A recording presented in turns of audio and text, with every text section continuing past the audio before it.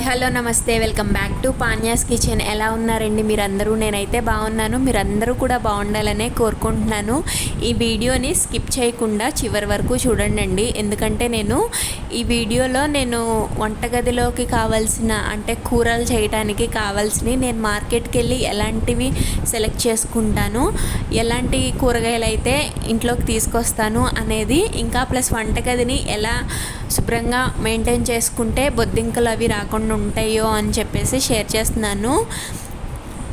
అయితే ఇలా క్లీనింగ్ చేసే ముందైతే నేను బ్రేక్ఫాస్ట్ చేసేసాను అనమాట. అంటే ఈరోజు బ్రేక్ఫాస్ట్లోకి వచ్చేసి గోధుమ రవ్వతో ఉప్మా చేశాను, ప్లస్ ఎగ్స్ అయితే బాయిల్ చేశాను. ఇక వెంటనే ఆఫ్టర్నూన్ లంచ్లోకి బీరకాయ కర్రీ కూడా పాలు పోసి అయితే వండేసాను అనమాట.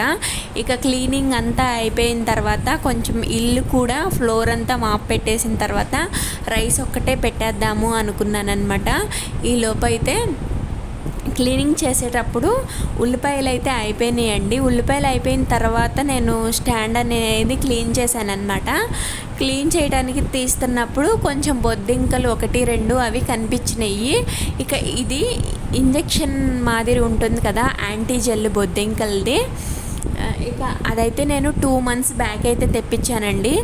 అప్పుడు తెప్పించినప్పుడు పెట్టాను. మళ్ళీ ఇప్పటి వరకు అంటే నియర్లీ ఒక 2 months అయితే నాకు ఈ జెల్ అనేది పనిచేసిందనమాట. ఇప్పుడిప్పుడే వస్తున్నాయి బొద్దింకలు. అందులో నేను గిన్నెలు ఎప్పుడైనా సరే షింక్లో వేయకుండా వెంటనే క్లీన్ చేస్తానన్నమాట. దానివల్ల కూడా మనకి బొద్దింకలు అనేది ఫామ్ అవ్వకుండా ఉంటాయంట. అంటే మనం నైట్ కడగకుండా పెట్టేసామనుకోండి, ఎప్పుడు మనం షింక్ దగ్గరే కదా గిన్నెలు కడిగేసుకునేది, వాటి స్మెల్ వల్ల కూడా ఎక్కువగా పురుగులు కానీ లేకపోతే బ్యాక్టీరియా కానీ ఇలాంటి బొద్దింకలు కానీ వస్తాయంట. అందుకని చెప్పి షింక్లో ఎప్పుడు కూడా గిన్నెలు ఉంచుకోకుండా ఎప్పటికప్పుడు కడిగేసుకున్నాం అనుకోండి, ఫ్రెష్గా ఉంటాయి. ప్లస్ ఇలాంటి పురుగులు బ్యాక్టీరియా నుంచి బయటపడే వాళ్ళం అవుతాం కదా. అందుకని ఎప్పుడు గిన్నెలు కూడా నేను వెంటనే కడిగేస్తాను. ఇక కొంచెం కడిగినా కానీ ఎక్కువ వాటర్ వదిలేసామనుకోండి షింక్లోకి, అప్పుడు మనం గిన్నెలు కడిగిన ఈ జిడ్డు ఇదంతా ఆ షింక్ ట్యూబ్స్లో అయితే పేరుకుంటుంది కదా, దానివల్ల అయితే ఇట్లాంటి బొద్దింకలు అనేది రావంట. ఈ చిన్న టిప్స్ ఫాలో అవ్వటం వల్ల కొంచెం క్లీన్గా ఉంచుకోవచ్చు వంటగదిని. ఇక ఎప్పటికప్పుడు నేను ఈ ఉల్లిపాయల స్టాండ్ అనేది బయటికి తీసేసి, మనం ఉల్లిపాయలు వాడేసిన తర్వాత పొట్టు అదంతా ఉంటుంది కదా, అవన్నీ బయటికి తీసి దులుపుకొని లేకపోతే ఈ స్టాండ్ని కూడా కడిగేస్తాను. కొంచెం సేపు ఎండలో పెట్టాను అనుకోండి, చక్కగా ఇదైపోతుంది. ఇంకా ఉల్లిపాయలు కూడా బయట నుంచి మనం తీసుకొచ్చినప్పుడు కొంచెం సేపు ఒక 1/2 hour పాటు ఎండలో ఉంచామనుకోండి, మనం కార్నర్స్లో ఉల్లిపాయల స్టాండ్లో ఉంచుతాం కాబట్టి 1 by 1 ఉల్లిపాయలు పెట్టడం వల్ల కొంచెం పచ్చి ఉండటం వల్ల వెంటనే కుళ్ళిపోతాయి. అదే ఉల్లిపాయలు తేగానే ఒక 1/2 hour అట్లా ఎండకి పెట్టామనుకోండి, దాంట్లో కొన్న చెమ్మ తేమ అంతా కొంచెం డ్రై అయినట్టుగా ఉంటుంది. ఆ తర్వాత మనం స్టాండ్లోకి సర్దేసుకొని పెట్టుకున్నాం అనుకోండి, కొంచెం ఎక్కువ రోజులు ఉల్లిపాయలు అనేది పాడవ్వకుండా ఉంటాయి అన్నమాట. ఇక ఆఫ్టర్నూన్ అయితే లంచ్లోకి బీరకాయ కర్రీ చేశాను కదా, రైస్ కూడా పెట్టేశాను అనమాట. ఆ తర్వాత కొంచెం నేను ఎడిటింగ్ వర్క్, షార్ట్స్ అవి పోస్ట్ చేస్తాను కదా, కొంచెం వర్క్ అయితే చేసుకున్నాను. ఇక ఈవినింగ్ 4కి అట్లా స్నాక్స్ అలా ఇలా టీ పెట్టేసి, స్నాక్స్ వచ్చేసి నేను బ్రెడ్ ఉంటుంది కదండి, ఇది నెయ్యిలో వచ్చేసి టోస్ట్ లాగా చేస్తున్నాను అనమాట. ఇక టీ వచ్చేసి అల్లము ఇంకా యాలకులతో కొంచెం స్ట్రాంగ్గా హెడేక్గా ఉంది అంటే మా ఇంట్లో వాళ్ళు కొంచెం ఇలా పెట్టమంటే పెట్టించారనమాట. కొంచెం ఇంచు అల్లం వేసేసి చక్కగా యాలకులు వేసామనుకోండి, చాలా స్ట్రాంగ్గా ఉంటుంది. ఇక స్నాక్స్లోకి బ్రెడ్ టోస్ట్ చేసింది తినేసి టీ కూడా తాగేసిన తర్వాత ఫ్రెష్ అయిపోయి ఇక మార్కెట్కి వెళ్ళి కూరగాయలు అయితే తీసుకోవాలండి. ఈ కూరగాయలని కూడా నేను అన్నీ ఒకేసారి తీసుకురాను అనమాట. ఇంట్లో ఎక్కువగా ఏది తింటామో అదే తీసుకొచ్చేస్తాము. ఇక్కడ మార్కెట్కి వెళ్ళాలి అంటే చూడండి, మా పాప ఇట్లా ఎక్సర్సైజులు చేస్తుంది. అయితే కూరగాయలకి మార్కెట్కి వెళ్ళిన తర్వాత మొత్తం ఒక రౌండ్ వేస్తాను. ఎక్కడ కూరగాయలు బాగున్నాయా అని చెప్పి ముందు చూసుకుంటాను అనమాట. ఆ తర్వాత ఫ్రెష్గా ఉన్న చోట మేము తక్కువే తింటాము, కానీ ఈసారి మార్కెట్లో ఎక్కువగా ములక్కాయలే ఉన్నాయన్నమాట.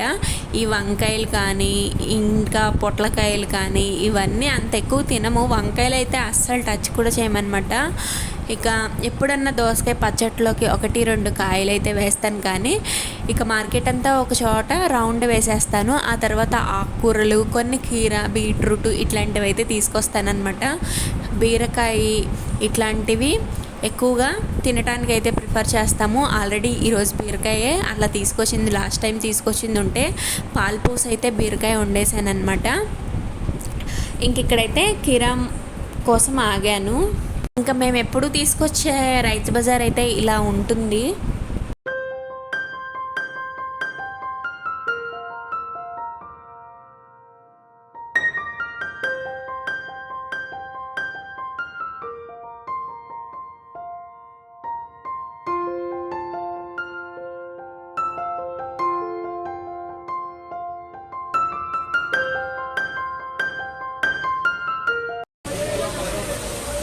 ఎంత?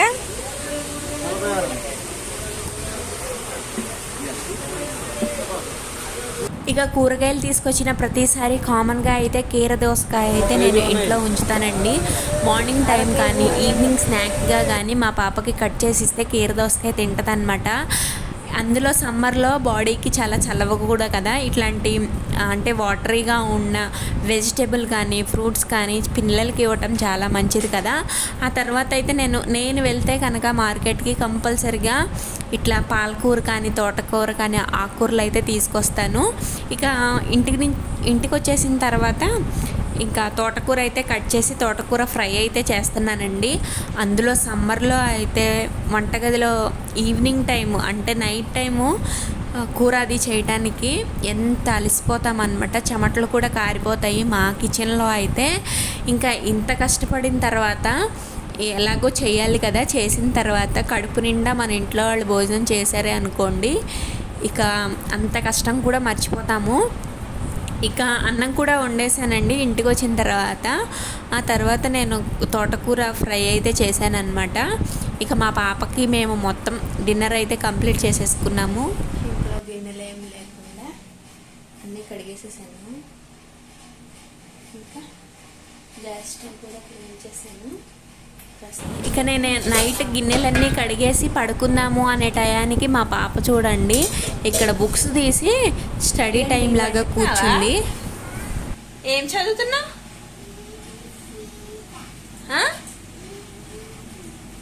ఏం చదువుతున్నావు? పడుకోవా? ఇంకా ఇద్దరు రావట్లేదా? వై? మార్నింగ్ చదువుకోవాలి, నైట్ అయిపోతుంది, పడుకోవా? ఏం చదువుతున్నావు? ఏం చదువుతున్నావు? నో టైం చూసారా? 11 అవుతుంది. ఇప్పుడు ఆడుతుంది అనమాట. ఇక నాకు వంటగదిలో పని కూడా అయిపోయింది. కొత్త వాళ్ళు అయితే సబ్స్క్రైబ్ చేసుకోండి. Thank you so much for watching. Bye bye.